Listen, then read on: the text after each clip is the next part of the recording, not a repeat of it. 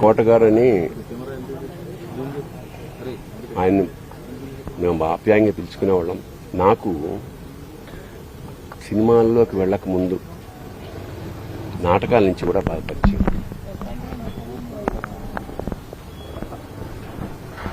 ఆయనతో కలిసి నాటకాలు వేసిన వాడిని నేను. చాలా అంటే ఒక కమిట్మెంట్ తోటి తపన ఉండేది విపరీతంగా. అంటే సినిమా యాక్టర్ అవుదాం అని ఎప్పుడు అనుకోలేదు. బట్ నాటకాల్లో బ్యాంక్లో పనిచేస్తున్నప్పుడు ఒక మధ్యతరగతి ఇంట్లోంచి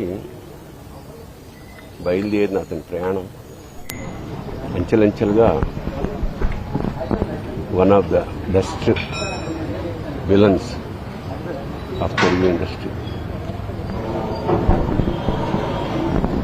సరే, మామూలుగా సరదాగా మాట్లాడుకునే వాళ్ళు. కోటగారి నేచర్ ప్రకారం మాట చదువుగా ఉండేది. సరే, చిన్నప్పటి నుంచి నాకు తెలిసిన వ్యక్తి కాబట్టి పెద్ద పట్టించుకునేవాళ్ళం కాదు. ఎన్నో విషాదాల్ని